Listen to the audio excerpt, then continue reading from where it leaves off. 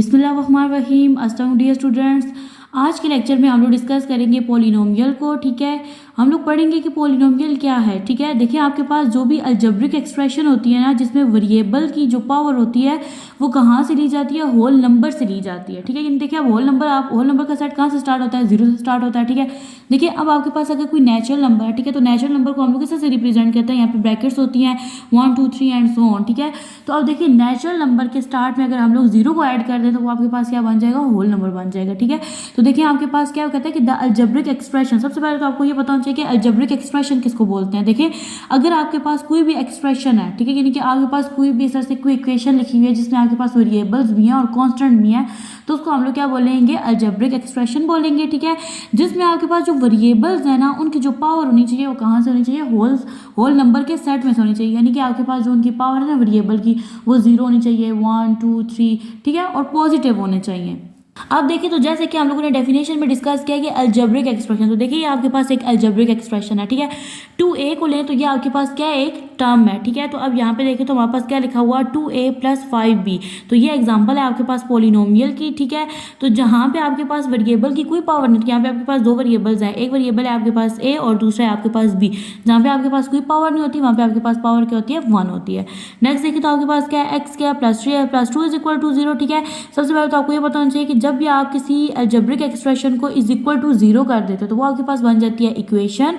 ये है आपके पास पॉलिनोमियल। ठीक है, जिसमें आपके पास हाईएस्ट पावर जो वेरिएबल की है वो क्या है, 2 है। ठीक है, और यहाँ पे आपके पास जो वेरिएबल की पावर है वो क्या है, 1 है। नेक्स्ट है आपके पास डिग्री ऑफ पॉलिनोमियल। ठीक है, अब देखिए डिग्री ऑफ पॉलिनोमियल की डेफिनेशन क्या होती है, कहते हैं कि degree of polynomial is the maximum power of the variable of polynomial. ठीक है, अब ये आपके पास एग्जांपल्स हैं जो कि मैंने नीचे यहाँ पे लिखे हैं कि अगर आपके पास है, जैसे आप लोगों ने एक आपके पास एक पॉलिनोमियल है। ठीक है, तो पॉलिनोमियल में जो वेरिएबल्स है ना उनकी जो हाईएस्ट पावर है, ठीक है, तो उसको आप लोग क्या कहोगे, डिग्री ऑफ पॉलिनोमियल कहोगे। देखिए आपके पास ना एक अगर पॉलिनोमियल है, ठीक है, यानी आपके पास एक इक्वेशन है या पॉलिनोमियल है, उसमें क्या हो सकता है कि आपके पास ना जो वेरिएबल है, ठीक है, आपके पास एक से ज़्यादा वेरिएबल हो सकते हैं। ठीक है, लेकिन आप लोगों ने ये देखना है कि वहाँ पर आपके पास जो वेरिएबल है उसकी हाईएस्ट पावर क्या है। देखिए यहाँ पे आपके पास जो वेरिएबल है एक ही वेरिएबल है और यहाँ पे आपके पास वेरिएबल की पावर क्या है, 1, तो यहाँ पे आपके पास डिग्री ऑफ पॉलिनोमियल क्या बनेगा, 1 बन जाएगा। यहाँ पे देखिए तो आपके पास दो वेरिएबल है, जबकि आप लोग क्या करते होते हो, हाईएस्ट पावर लेते होते हो ना, यानी मैक्सिमम पावर लेते होते हो। तो यहाँ पे देखिए x क्या है, तो यहाँ पे आपके पास जो डिग्री ऑफ पॉलिनोमियल है वो क्या बनेगा, 2 बनेगा। हम लोगों ने बड़ी वैल्यू देखनी होती है। अब देखिए तो हम लोगों ने सबसे पहले पॉलिनोमियल को अंडरस्टैंड किया, देन हमने डिग्री ऑफ पॉलिनोमियल को पढ़ा।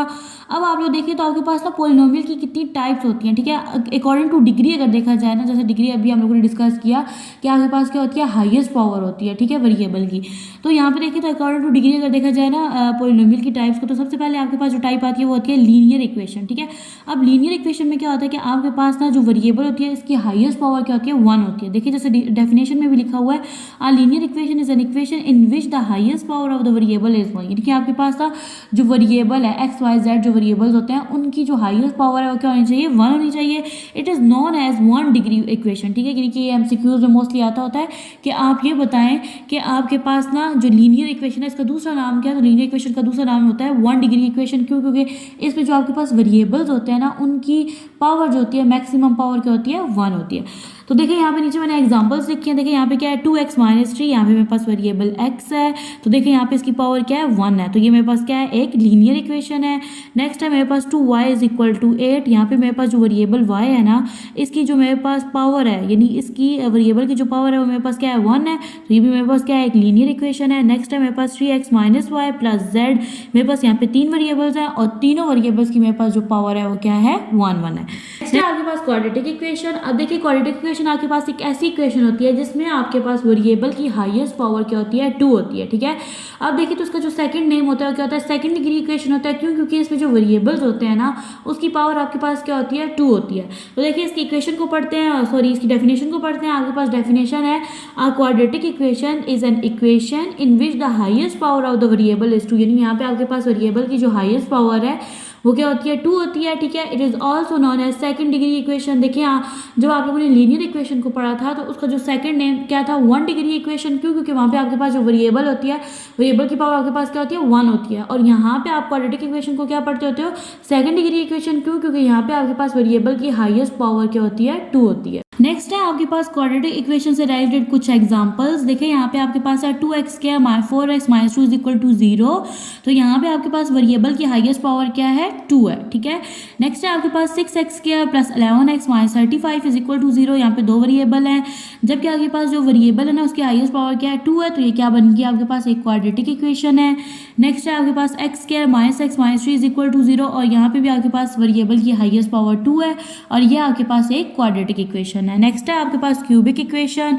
एक ऐसी इक्वेशन होती है जिसमें आपके पास वेरिएबल की जो हाईएस्ट पावर है ना वो क्या होती है 3 होती है, ठीक है, और इसको हम लोग क्यूबिक पॉलिनोमियल बोलते हैं, ठीक है। चलें इसको इसकी डेफिनेशन को पढ़ के देखते हैं क्या है इसमें। An equation with degree 3 is called a cubic equation, यानी कि आपके पास एक ऐसी इक्वेशन जिसके आपके पास जो डिग्री है ना, डिग्री हम लोगों ने क्या पढ़ा था कि आपके पास जो मैक्सिमम पावर है ना वेरिएबल की उसको हम लोग क्या बोलते होते हैं डिग्री बोलते होते हैं।